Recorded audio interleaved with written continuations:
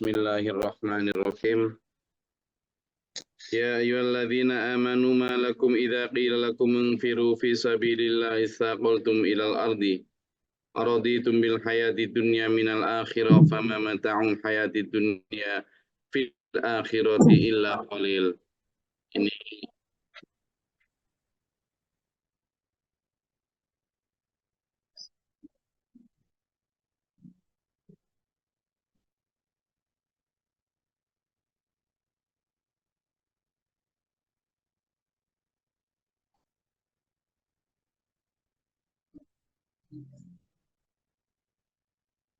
ya ayyuhalladzina amanu, hai orang-orang beriman, kenapa kalian itu ketika disampaikan berangkatlah kalian berjuang di jalan Allah, kok kamu terasa berat, terasa kayak apa ya, kayak awang-awangan, takut, khawatir, malas, macam-macam lah. Semua perasaan itu. Kalau dulu pantas ya dulur ya. Kenapa? Karena orang berangkat jihad itu selain kehilangan harta, kehilangan waktu, juga tenaga, dan yang paling ini, punya ada resiko besar bahwa pulang tanpa nyawa, pulang hanya nama. Lah iya, kadang bahkan bukan jenazahnya nggak dibawa loh ya. Apalagi kalau peperangannya itu jauh. Misalnya perjalanan dari Madinah ke tempat peperangan tersebut lebih dari 1 pekan gitu, ya nggak mungkin jenazah itu dibawa pulang. Pasti dikubur di tempat pertempuran itu. Itu. Nah, sehingga menurut saya ayat ini sebenarnya apa ya, peningkatan derajat kepada orang-orang yang beriman. Makanya panggilannya ya ayyuhalladzina amanu, wahai orang-orang beriman. Kenapa sih kamu kalau dipanggil untuk jihad fisabilillah kok berat? Harusnya jawabannya ya gini, ya berat lah Gusti. Wong kehilangan tenaga, kehilangan harta, kehilangan apalagi kehilangan nyawa, kok nggak berat terus pundi itu gitu. Nggak gitu tak jawaban kita.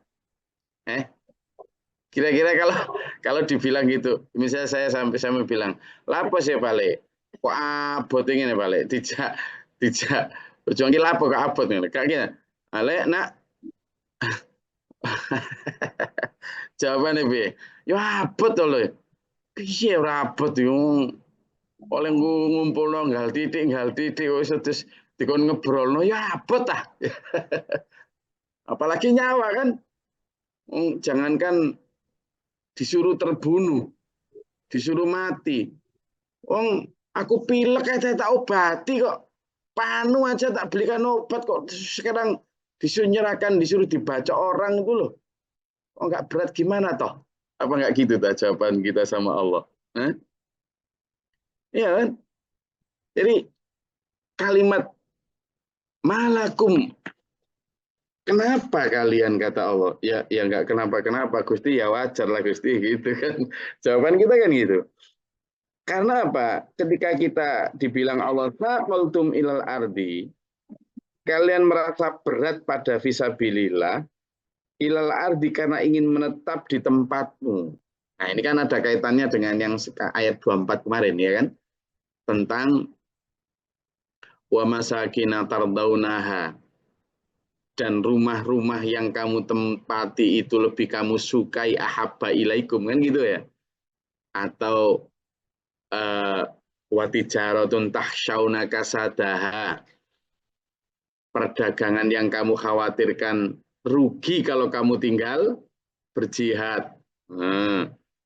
Atau masakinan tardaunaha, rumah-rumah tempat tinggal yang kamarnya, ruang tamunya, sofanya kan nyaman kalau duduk di situ. Lalu disuruh berangkat naik kuda di atas terik mata, di bawah terik matahari, di atas panasnya padang pasir, Terus kamu kan juga azwajun, abaukum wa azwajukum wa ikhwanukum wa ashiratukum, keluargamu. Kan enak ketemu keluarga, bercengkrama dengan anak istri suami, ya kan? Ngobrol dengan kerabat. Lah kok terus kemudian dibandingkan dengan bertemu musuh yang bengis-bengis dengan membawa pedang, tanah, tombak, ya enak di rumah tuh ya, ketemu sama keluarga. Biasanya ngurus wa amwalun iqtaraftumuha, harta yang diupayakan dikumpul-kumpulkan. Lah kok ini disuruh ngumpulkan anak panah, disuruh bersembunyi kanan kiri. Ini apa so? Nah, kan gitu ya, jelas lebih berat lah ya Allah, kan gitu jawaban nafsu ya. Jadi kenapa berat untuk apa? Berangkat berjihad? Ya berat. Memang berat. Melawan nafsu loh itu dulu. Makanya dalam salah satu surat ketika Allah berfirman wahadainahun najdain, kan gitu. Nah, surat Al-Balad tuh wahadainahun najdain. Aku berikan kepada kalian itu dua jalan tuh. Jalan mudah yang ke kiri itu sesuai dengan nafsu, tapi itu akan bermuara pada murka dan ketidakridhoanku. Jalan ke kanan itu mendaki sulit licin, penuh dengan tanjakan, tapi itu menuju ridhoku. Maka Allah berfirman, falaqtahamal aqobah. Kenapa kamu nggak mengambil jalan yang sulit lagi mendaki itu, kata Allah. Tapi Allah memberikan pilihan dua-duanya ya. Nah, jihad fisabilillah ini berat, nggak enak. Tapi kata Allah, araditum bil hayati dunya minal akhirah. Apa kamu lebih ridho, lebih senang dengan kehidupan dunia itu daripada akhirat? Lah kok gitu kamu? Nah, kok gitu kamu? Jadi sebagai referensi ini ya, nanti Saman buka di surat At-Taubah ayat 124. Kemudian Saman buka juga di surat Al-Baqarah ayat 165. Nanti Saman banding-bandingin. Anatominya ke sana ayat ini. Ya, jadi ada tentang bagaimana orang Islam itu harusnya lebih mencintai Allah dan Rasulnya daripada apapun di muka bumi. Itu surat Al-Baqarah ayat 165 ya. Kemudian yang tadi saya sebut di surat selanjutnya, di mana orang yang lebih mencintai hal lain, surat At-Taubah ayat 24 tadi. Ya kan? Jadi Allah cemburu intinya, tidak mau diduakan kayak gitu.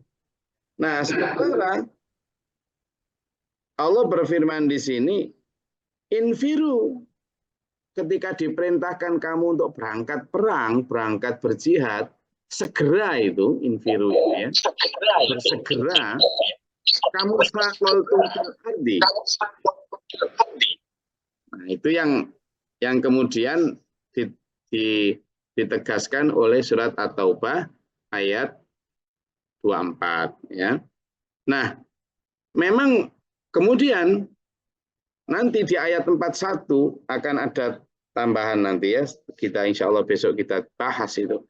Kita itu disuruh berangkat itu khifafan wa thiqalan. Baik terasa ringan maupun terasa berat. Jangan hanya ketika terasa ringan, intinya begitu. Lah kenapa? Ya karena memang kalau kamu membandingkan misalnya kenyamanan bersama anak istri suami, kenyamanan sofa hangatnya di rumah dibanding dengan panas terik matahari dan ketidakpastian dalam suasana berjuang. Kalau di rumah selalu ada suguhan, kalau di tempat perjuangan belum tentu, itu kan? Ingat kata Allah, "Fama mata'ul hayatid dunya fil akhirah illa qalil." Kalau kamu tahu sesungguhnya kenikmatan yang kamu takut tinggalkan tadi itu rumah yang nyaman, keluarga yang cozy, ya kan? Kemudian kerjaan yang selalu menjanjikan, harta yang dikumpulkan, itu kamu lihat kan? Enggak, kata Allah. Itu hanya kenikmatan sedikit dibanding akhirat. Tapi kan akhirat nggak kelihatan ya Allah. Kan nanti ya Allah. Gitu kan. Kenyamanan rumah kan sekarang. Gitu. Nah itu masih nanti. Kelihatan sekarang kalau yang nikmat dunia lah, kenikmatan akhirat masih nanti. Gimana orang bisa membandingkan? Sulit, sulit dulur. Nah inilah maka membutuhkan keimanan tingkat tinggi dan Islam harus begitu, tidak ada pilihan lain, tidak ada pilihan.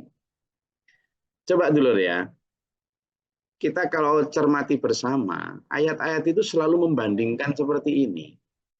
Selalu memberi dua pilihan. Lalu dari mana kesimpulan kita yang biasanya dijejalkan oleh para ustadz kita itu? Milih dua-duanya Gus dari mana ini loh. Aman buka lagi misalnya dalam surat Al-Isra ayat 18, 19 sampai 20.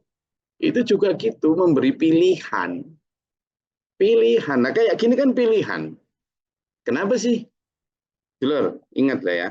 Yang dipanggil dalam surat atau ayat 38 ini itu orang beriman. Artinya apa? Orang beriman itu berarti sudah di atasnya orang Islam tuh. Kalau Islam saja kan ya syahadat, sholat, puasa, zakat, haji gitu kan. Nah, beriman itu sudah syahadatnya juga beneran, diamalkan dalam perbuatan, iman akhiratnya juga udah gitu. Itu loh masih diberi tahu Allah begini. Nah, artinya apa? Kita harus paham bahwa bahkan di antara orang-orang beriman, itu ada orang yang masih merasa berat. Sakoltum. Itu. Jadi tidak ada jaminan itu. Nah, di sini makanya di sini disebut ayat yang ke-39 ini. Apa nggak takut sampean? Illa tangfiru, hai orang-orang beriman, hai orang-orang Islam. Nah, berarti Islam belum ada jaminan. Jika kalian tidak segera berangkat, tidak segera menyahuti seruan Rasulku, maka yu'adzibkum adzaban alimah. Ini loh yang takut. Ayo bangun semua ya, bangun semua ya. Maka Allah akan mengazab kalian dengan siksa yang pedih. Dan wa yastabdil qauman ghairakum, dan Allah akan mengganti kalian dengan umat yang lain. Loh, inilah yang berat dulu. Kenapa? Lah kalau diganti dengan umat yang lain itu dengan umat yang lebih taat. Nah, itulah. Umat yang lebih taat. Enggak kalian wis gitu. Nah, ini kan nanti jadi bahaya. Kata Allah dalam ayat lain itu wa na'ti bi khalqin jadid. Kami akan mengganti dengan umat yang baru. Gitu. Iya. Khawatir nanti kalau kita dibegitukan sama Allah, kami akan mengganti dengan umat yang lain. Gitu. Itu kan bahaya. Kami akan mengganti dengan umat yang lain. Nah, kalau sampai diganti dengan umat yang lain, artinya berarti sudah tidak dibutuhkan kita. Coba dibuka di surat Al-Maidah ayat 54. Coba monggo. Ayat 54. Monggo. Dibuka surat Al-Maidah ayat 54. A'udzu billahi minasyaitonir rajim. Bismillahirrahmanirrahim. Wahai orang-orang yang beriman, barang siapa di antara kamu yang murtad atau keluar dari agamanya, maka kelak Allah akan mendatangkan suatu kaum. Dia mencintai mereka dan mereka pun mencintainya, dan bersikap lemah lembut terhadap orang-orang yang beriman, tetapi bersikap keras terhadap orang-orang kafir yang berjihad di jalan Allah dan yang tidak takut kepada celaan orang yang suka mencela. Itulah karunia Allah yang diberikannya kepada siapa yang Dia kehendaki. dan Allah Maha Luas atau pemberiannya Maha Mengetahui. Shadaqallahul Adzim. Kalau kamu misalnya ketika diajak berjihad takut nanti dicaci, ketika diajak berdakwah takut nanti dijauhi, ketika diajak bersedekah nanti takut miskin, ketika diajak ngaji kamu takut ini takut itu, diajak menyampaikan yang hak adalah hak, batil adalah batil, nanti khawatir dianggap keras, dianggap radikal. Kalau kamu takut begitu kata Allah, maka Allah akan mengganti dengan umat yang tidak takut begitu. Akan mengganti dengan umat yang begitu taat sama Allah. Nah, mau tak sama saya dan sama diganti.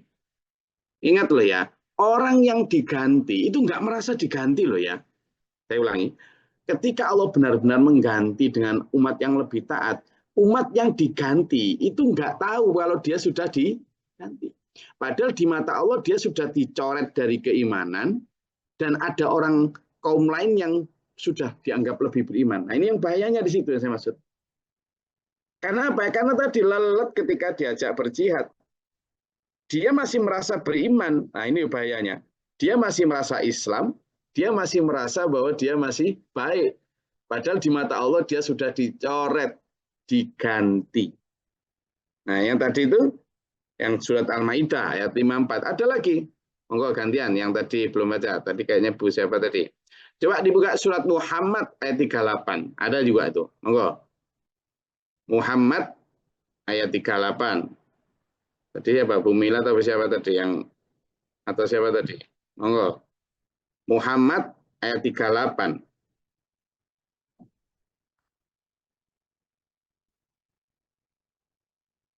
Temu?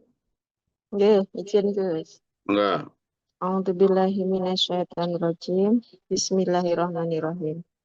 Ingatlah, kamu ini orang-orang yang diajak untuk menafkahkan hartamu di jalan Allah.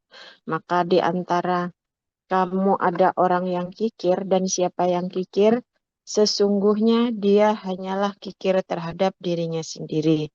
Dan Allah lah yang maha kaya, sedangkan kamulah orang-orang yang membutuhkannya. Dan jika kamu berpaling, niscaya dia akan mengganti kamu dengan kaum yang lain. Dan mereka tidak akan seperti kamu ini. Shadaqallahul Adzim. Nah itu disebutkan ketika kamu misalnya diajak untuk bersedekah, kan gitu tadi. Lalu kamu masih kikir, masih males, masih merasa nanti gini, nanti gitu. Ya sudah kata Allah. Wong itu loh harta-hartanya Allah. Kok kamu ogah-ogahan? Ya sudah nanti Allah akan ganti. Kamu itu nggak dicatat lagi. Lalu akan diganti dengan orang-orang yang lebih taat. Yang tidak takut miskin ketika dia harus bersedekah. Yang tidak takut apapun ketika dia harus menyedekahkan harta bahkan yang paling dicintai sekalipun. Nah kalau sudah diganti gitu loh, terus gimana tuh loh? Nah itu. Jadi ayat ini kita kembali ke ayat yang sedang kita bahas bersama di sini. Bahwa wa yastabdil kata Allah. Dan kami akan mengganti ya, orang yang lebih baik dari kamu. Wala tadurruhu syai'an, dan kehilangan kamu itu tidak akan menyedihkan atau merugikan Allah sedikit pun. Wallahu ala kulli syai'in qadir. Allah Maha Kuasa atas segala sesuatu. Illa tansuruhu faqad nasarahu Allahu idh akhrajahu alladhina kafaru thaniyatnaini idh huma fil ghari idh yaqulu li sahibihi la tahzan innallaha ma'ana. Kalaupun kamu misalnya tidak mau nolong Rasulku kata Allah, maka sungguhnya Allah telah pernah menolong mereka ketika orang-orang kafir mengusir Nabi Muhammad SAW bersama sahabatnya yakni Abu Bakar hijrah malam-malam itu.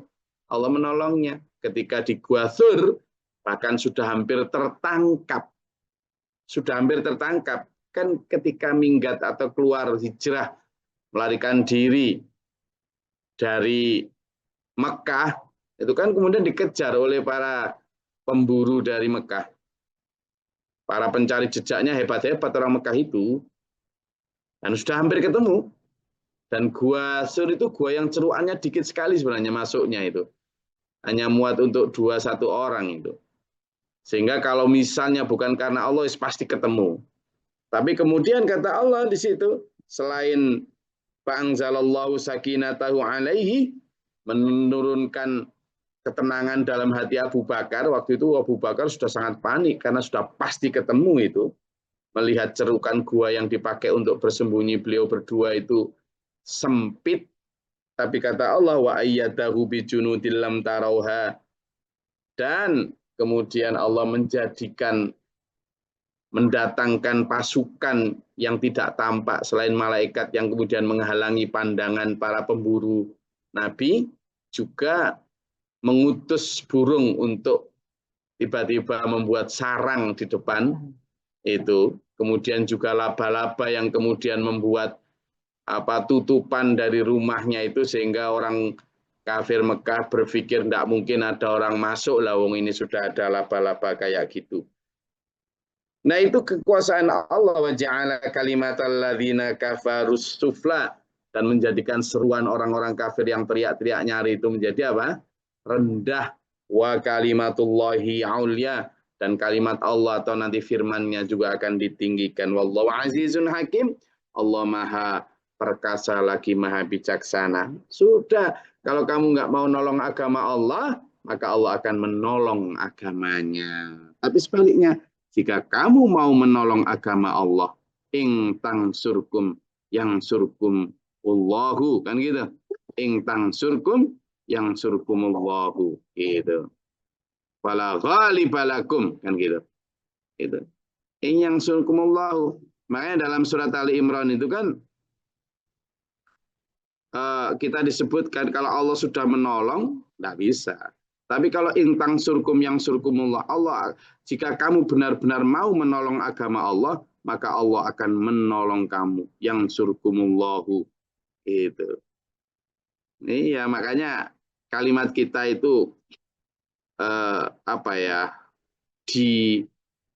benar-benar menjadi apa yang kita harapkan jika kita memang percaya kepada Allah. Oke, sampai di situ. Monggo kalau ada yang mau disampaikan, silakan.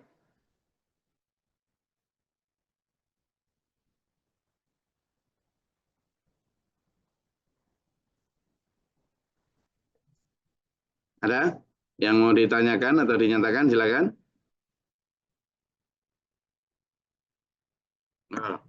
Ya, Assalamualaikum Gus. Ini makna maksud diganti itu seperti apa Gus? Apakah mungkin dimusnahkan atau mungkin orang-orang termasuk orang tidak mendapat petunjuk? Jadi orang yang diganti itu ya misalnya ya, kayak misalnya dia akan menjadi kemudian minggir dari kebenaran. Lama-lama mereka akan kemudian jauh dari kebenaran. Lama-lama mereka akan tersesat, lama-lama mereka kemudian akan menjadi sama seperti halnya orang-orang yang tidak beriman itu. Lama-lama begitu. Lalu kemudian Allah mendatangkan orang-orang yang kemudian jauh lebih beriman. Gitu. Jadi bukan kok tidak selalu harus kemudian dimusnahkan, tidak. Gitu loh. Jadi makanya ada dalam salah satu ayat itu, mereka menjadi orang yang tidak beriman sebagaimana mereka tidak pernah beriman sebelumnya. Kamalam yu'minu bihi awwala marrah gitu. Jadi mereka seperti tidak pernah beriman sebelumnya. Gitu. Kenapa? Karena itu tadi kehidupannya itu sudah kembali kepada kehidupan orang-orang seperti yang tidak beriman. Jadi karena awalnya yaitu tadi, makanya di dalam salah satu di surat itu disebutkan, orang-orang beriman belum datang waktunya kamu itu taat kepada Allah. Karena kamu nanti terlalu menunda-nunda, nanti lama-lama hatimu akan kemudian keras, seperti halnya orang-orang dahulu, lalu menjadi susah untuk menerima peringatan gitu. Kembali kepada seperti mereka kondisi sebelum beriman. Itu bahayanya begitu. Jadi mereka masih merasa beriman. Itu. Ngaten. Terima kasih, Gus. Ada lagi?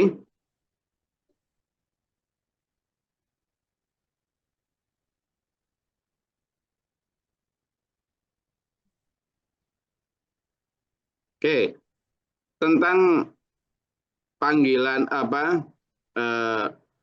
untuk coba dibuka di surat Muhammad ya, Muhammad ayat 7. Surat Muhammad ayat 7.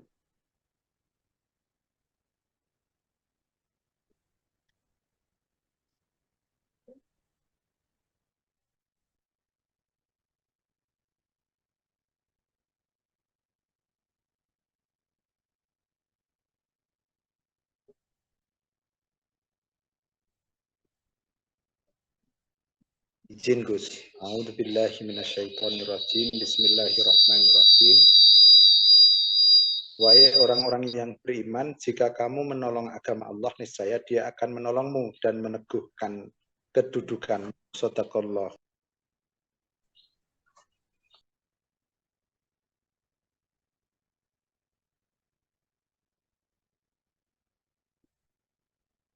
Nah itu, jadi kita dijanjikan kemenangan kalau kita memang menolong agama Allah gitu. Nah bahayanya kalau kemudian kita menunda-nunda nih, maka kata Allah sudah diingatkan kita itu sama Allah, jangan kamu apa yang membuat kamu nggak segera beriman, kemudian segera antahsya'aqulubuhum lidzikrillah gitu ya. Coba dibuka di surat Al-Hadid ayat 16.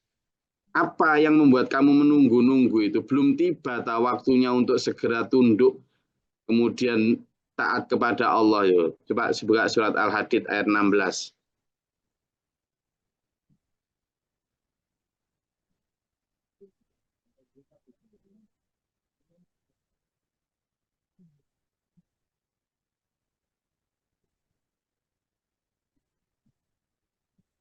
Sudah ketemu? Al-Hadid ayat 16. Izin Gus. A'udzubillahi minasyaitonirrajim. Bismillahirrahmanirrahim. Belum tibakah waktunya bagi orang-orang yang beriman untuk secara khusus ingat Allah dan mematuhi kebenaran yang telah diwahyukan kepada mereka. Dan janganlah mereka berlaku seperti orang-orang yang telah menerima kitab sebelum itu. Kemudian mereka melalui masa yang panjang sehingga hati mereka menjadi keras. Dan banyak di antara mereka menjadi orang-orang fasik. Shadaqallahul adzim. Maturun Gus.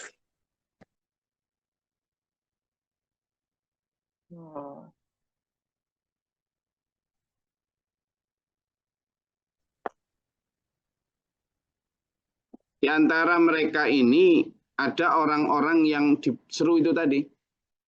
Jangan jadi orang-orang terdahulu yang juga mereka dulunya beriman, tapi karena lama menyauti seruan, lama-lama hatinya kemudian faqala alaihim faqasat qulubuhum itu lama-lama jadi keras, susah diingatkan, akhirnya memang lama-lama jadi tidak beriman. Nah itu cara Allah mengganti kalau menunda-nunda seruan itu. Gitu.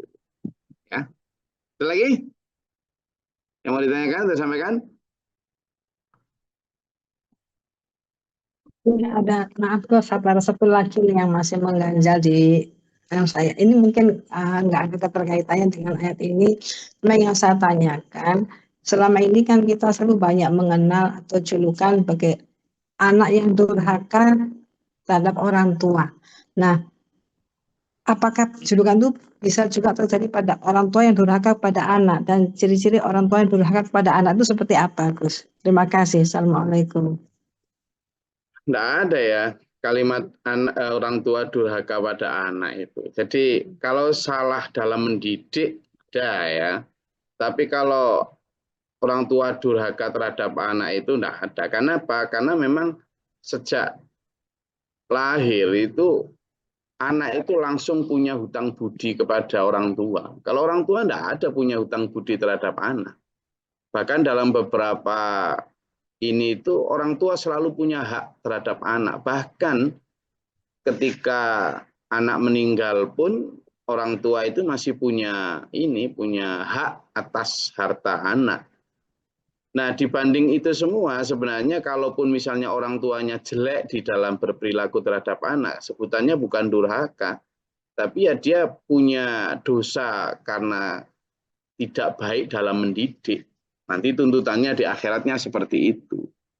Jadi sekali lagi ini yang sering sekarang disampaikan oleh para parenting skill yang menurut saya sedang mengajarkan kesetaraan antara peran orang tua dan anak. Padahal tidak bisa begitu. Islam itu mengajarkan hal yang berbeda. Misalnya begini, itu wajib. Bahkan Rasulullah itu menyampaikan seandainya diperbolehkan anak, orang manusia itu sujud di atas kepada manusia yang lain, maka aku perintahkan anak itu bersujud di kaki orang tuanya atau istri bersujud di depan suaminya. Artinya ketaatan itu sampai di level itu. Nah, tetapi ada beberapa ayat, insya Allah kapan nanti kita bahas, bahkan sampai mengatakan begini, ketaatan dan hormat kepada orang tua itu tanpa syarat. Tanpa syarat. Kecuali kalau orang tuanya itu mengajak kepada kesyirikan atau Tuhan selain Allah. Itu pun masih tetap dalam koridor, tetap hormati, tetap sayangi, dan tetap berbuat baik. Jadi kalau tentang berbuat baik itu tanpa syarat. Tapi kalau taat ada syaratnya. Selama mereka taat kepada Allah.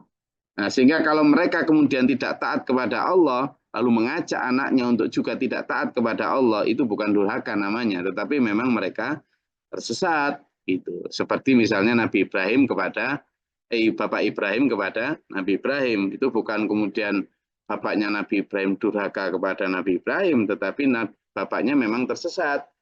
Dan Nabi Ibrahim kemudian mendoakan tetap.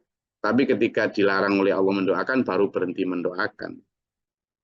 Nah, beda dengan Nabi Nuh yang punya anak namanya Kan'an, yang itu anaknya jelas durhaka.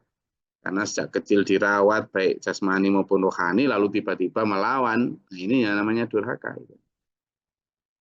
Jadi kalimatnya tidak sama itu antara durhaka dan kesalahan dalam mendidik. Terima kasih penjelasannya, Gus. Saya rasa itu ya. Ada lagi? Jadi ayat-ayat yang saya beri penjelasan. Nah, hati-hati kita jangan sampai, karena itu tadi kalau di dalam surat yang saya sebutkan tadi akan menjadi panjang, kemudian menjadi keras, itu berbahaya. Tapi lebih berbahaya lagi kalau dia sudah diganti dengan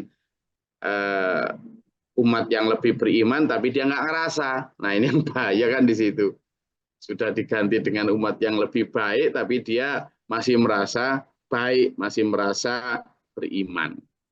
Ya, nah ini yang harus kita hindari. Makanya dalam kajian kita ini sampean lalu tak ajak untuk muhasabah, sering mengoreksi diri, itu. Ya, ayat 38 ini yang dipanggil siapa? Yang dipanggil siapa? Yang dipanggil siapa? Orang beriman. Lalu yang ayat surat Muhammad ayat 7 tadi, yang dipanggil siapa? Orang beriman. Ya ayyuhalladzina amanu. Ya tadi, alam yakni lilladzina amanu. Belum datang waktunya untuk orang beriman. Ini juga yang disebut orang beriman. Sampean dan saya orang beriman belum? Ngaku orang beriman enggak? Nanti oh itu kan enggak, kan biasanya gitu kalau ada ayat-ayat yang teguran gitu kan, itu kan untuk orang kafir kan gitu biasanya, itu kan untuk orang Yahudi gitu biasanya. Makanya kemarin benar pertanyaannya Pak Atep yang nggak adil ini Pak Atep ya, kemarin pertanyaan beliau tentang khawatir Hadir, kalau Pak. misalnya. Oh, hadir Pak Atep ya, alhamdulillah. Iya, Pak. Pertanyaan kemarin tentang khawatirnya kalau ayat itu dipikir hanya untuk masa lalu itu loh Pak Atep. Kan Nggih. biasanya gitu orang-orang kalau diajak bicara tentang yang korektif gitu kan, itu kan untuk yang lalu. Nah, oke. Nah, kalau yang ayat ini, ayo orang-orang beriman mau itu. Orang beriman itu kita kan enggak berani gitu. Kan gitu. Jadi ayo diajak ini. Kita yang disebut dalam ayat ini. Hei orang-orang beriman. Kenapa sih kalau kamu diajak perang, diajak jihad? Kalau dulu kan perangnya bawa tombak, bawa apa. Sekarang kan yang bawa apa? Yang bawa beras, bawa Quran, bawa apa ini kan senjata kita. Gitu kan. Berangkat berat, enak di rumah pakai tidur di atas kasur lah, kemudian dia suruh tidur di atas tenda kok bocor lagi. Di rumah enak-enak jualan, enak-enak ke sawah kalau terus disuruh berangkat siang malam di jalan ngapain nyari perkara. Di rumah aja ada ibadah kok gitu-gitu. Ya, jadi ayo kita selalu sorotkan Quran itu kepada diri kita ya, supaya kita benar-benar kembali pada jalan yang benar dan diridhai oleh Allah SWT. Semoga Allah merahmati kita, menuntun kita dalam siratal mustaqim ila akhir hayat. Amin. Allahumma shalli wa sallim barik. Allahumma fir lil mu'minin wal mu'minat wal muslimin muslimat al ahya. Allahumma hdina fi man hadait wa afina fi ma fa'ta wa lana fi man tawallayt wa barik lana fi ma a'tayt wa qina syarra ma qadait wa innaka Barak Rabbana wa ta'ala alhamdulillah man qadait astaghfiruka wa atubu ilaika. Allahumma dafa'na al-bala wal waba wa dahstina min Rabbana natina wa lina sabina wa min zalimin Allahumma rahmatana Rabbana wa nafaktubna ma'a syahidin wa qana la tusiful ba'd iradana wa lana min Allah Rabbana wa la tahmilna ma la taqata lana bihi wa qana Allahumma nafsana qalmu radina wa nafsana qalmu zalimin Allahumma kadibina Allahumma nafsana اللهم لا نفعنا نقل من سهلين ربي أعوذ بك من مجد الشياطين وأعوذ بك ربي أعوذ بك بصرف لنا سترين مثلا اللهم تعالى باب رحمتك اللهم أنزل علينا رحمة بعدد القتل الأمطار وبعدد وراح الحجر وبعدد رمي البحر بقائنا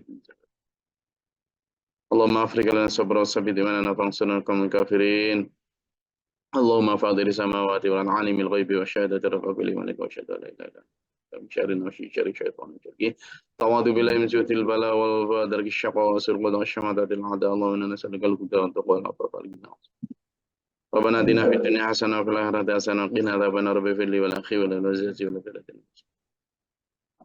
سبحان ربك رب العزة عما يصفون سلام على رب العالمين السلام عليكم ورحمة الله وبركاته. Waalaikumsalam warahmatullahi wabarakatuh. واجعله لنا إماما ونورا وهدى ورحمة اللهم ذكرنا منه ما نسينا